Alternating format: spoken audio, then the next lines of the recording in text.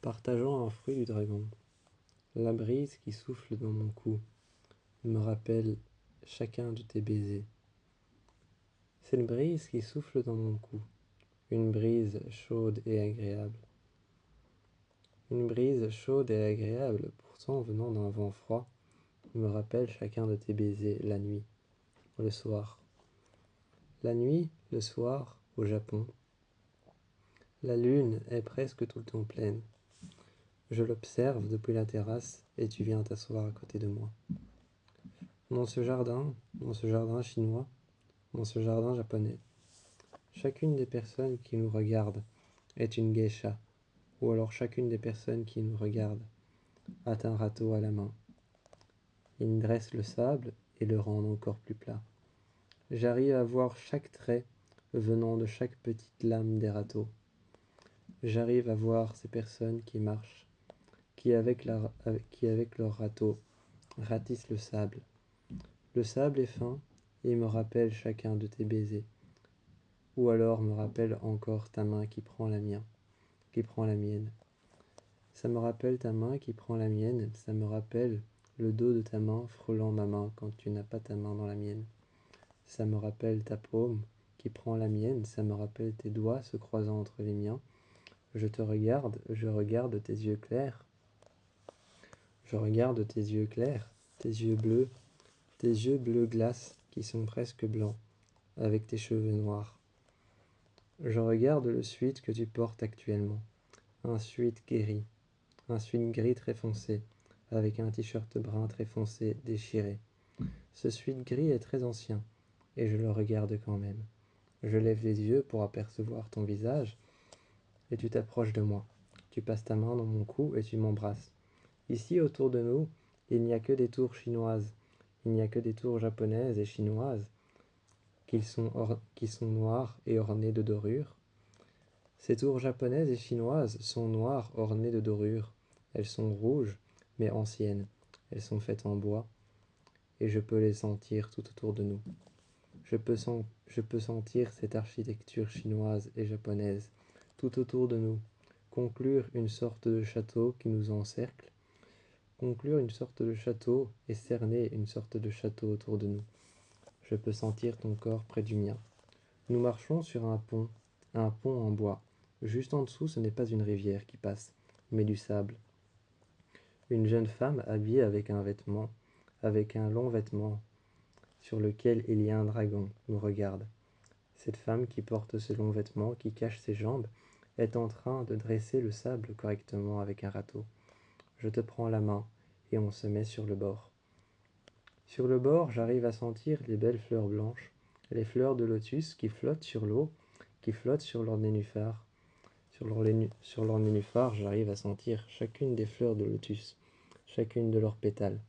Je ne les sens pas réellement, mais j'arrive à les sentir près de moi, comme si elles étaient près de moi. J'arrive à les voir sans les regarder réellement, car tes yeux font aussi office de miroir pour moi. Ils sont tellement clairs, ils sont tellement clairs, ils sont tellement nets. Quand je regarde tes yeux, je ne vois aucun reflet brun, je ne vois aucun reflet vert. Je ne vois rien qu'une glace absolument parfaite et intacte. Dans certains yeux, on peut apercevoir un petit peu de bleu ou un petit peu de brun. Certaines personnes ont un mélange de couleurs, un mélange de pigments dans leurs yeux. Toi, tu n'as que des yeux bleus. On continue à marcher, et lorsqu'on continue à marcher, on arrive sous un pont aux 2 tours chinoises que je peux regarder. Je te tiens la main et tu passes juste à côté d'un buisson. Je regarde les fleurs, ce sont des fleurs rouges, ce sont des fleurs léopard. J'en prends une, j'en coupe une et je demande à une des femmes qui sont en train de ratisser le sol sur lequel il y a du sable. Je demande si je peux prendre une fleur. Elle me regarde, me fait un signe de la tête.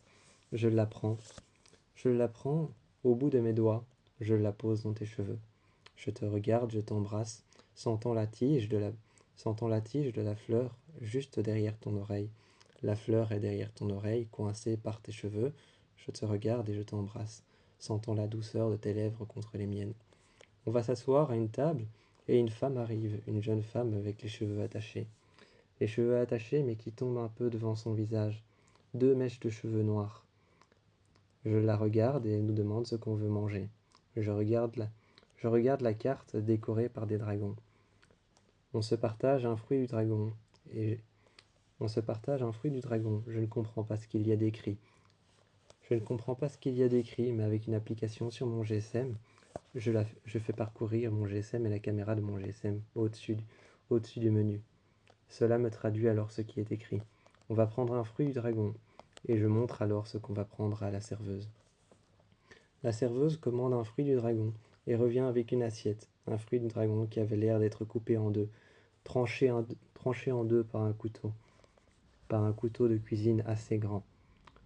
J'ai l'impression de sentir encore la lame du couteau contre le fruit du dragon. C'est un fruit magnifique avec une sorte d'écorce rouge et un petit peu vert. Les pointes sont un peu jaunes et vertes, mais son écorce est rouge. Le bruit qu'il y a autour de nous, le bruit qu'il y a, c'est simplement les personnes sur les autres tables. Certaines personnes restent très calmes et nous regardent. Certaines personnes discutent dans notre dos, mais je les laisse faire. Je passe ma main sur la tienne qui passe ta main sur l'écorce du fruit du dragon. On se le partage et je goûte. Ça a un goût suave, amer, mais sucré. On mange et lorsqu'on rentre le soir, tu te serres tout près de moi. Je suis encore habillé, je porte encore mon jeans tout sale. Qui lui sent encore la terre et sent encore le sable. Ce jour-là, lorsque nous sommes restés, le soleil était en train de taper. Le soleil était en train de taper sur le sable, était en train de taper sur les tourelles rouges, les tourelles japonaises, et les tourelles grises, les tourelles chinoises. Et je regarde cette architecture. Tout au bout, le mont Fuji que je peux apercevoir en tout petit, et les énormes nuages qui flottent à la surface. Je regarde la forêt des suicides, et je te regarde toi dans les yeux. Je t'embrasse pour me consoler après avoir vu le mont Fuji, l'une des plus belles montagnes du Japon. La plus belle montagne du Japon. Mais pour moi, la plus belle chose que je puisse trouver au Japon, alors que nous ne sommes que des Américains qui viennent de Détroit, c'est toi. Je te tiens à la main et nous rentrons. Nous rentrons à l'hôtel, les portes s'ouvrent, des portes en dorure, des portes en papillon qui s'ouvrent, et je mets ma main sur la vitre, j'ouvre les portes. On rentre dans l'hôtel, et lorsque nous prenons l'ascenseur, tu es près de moi. Tu es à côté de moi, tu mets tes mains et tu me coinces contre le mur. Tu m'embrasses et tu passes tes mains le long de mon corps. Tu gardes tes mains le long de mes hanches que tu remontes en dessous de mon t-shirt, en passant tes mains en dessous de mon t-shirt. Tu mets tes mains dans les poches de mon jeans, et tu les tiens dans mon dos. Tu m'embrasses et tu me gardes contre le mur. Enfin, les portes s'ouvrent et nous arrivons à notre chambre. J'ouvre la porte de notre chambre avec une clé magnétique, avec une carte magnétique que j'avais dans ma main. On arrive dans notre chambre, je refais le lit et tu me pousses sur le lit. Je tombe en arrière, je me rattrape sur mes coudes. Et ensuite, tu me retires mon jeans. Tu me regardes et tu te mets autour de moi.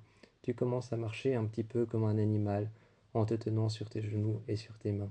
Tu arrives au-dessus de moi, tu m'embrasses, et je sens la chaleur de ton corps qui se tient contre le mien, qui se dresse contre le mien. Ce soir-là, nous nous sommes endormis l'un contre l'autre après avoir fait l'amour.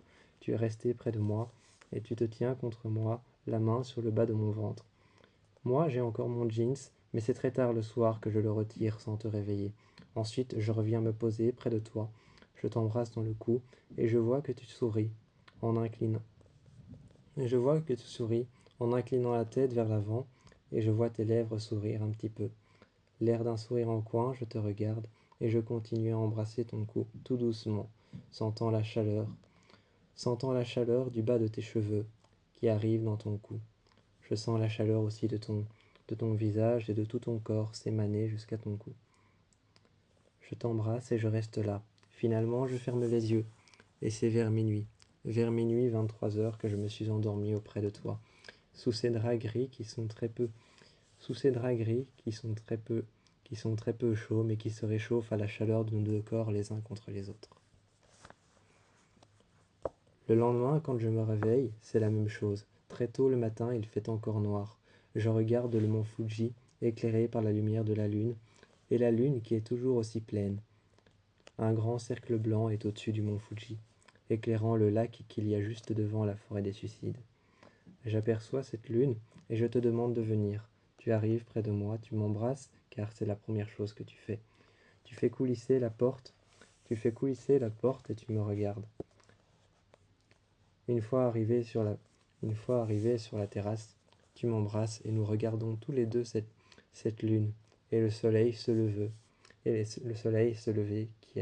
qui commence à monter et à apparaître derrière le mont Fuji. Jusqu'à ce qu'il nous éclaire d'un seul rayon de soleil apparaissant derrière le mont Fuji. Je t'embrasse et nous revenons dans notre lit. Nous nous couvrons d'un drap rouge et d'un drap gris qui nous permet d'avoir une certaine chaleur au-dessus de notre bassin. Mais malgré ça, la chaleur s'émanant de ton corps est la meilleure que je puisse ressentir. Tes mains passent le long de mes côtes et nous sommes restés là toute la journée. Ce fut comme une nuit passer la journée dans notre lit. Et nous sommes restés là toute la journée à regarder le mont Fuji. Nous passons une nuit dans notre lit, comme toutes les nuits d'habitude, mais sauf que cette fois-ci, il était déjà 4 heures de l'après-midi.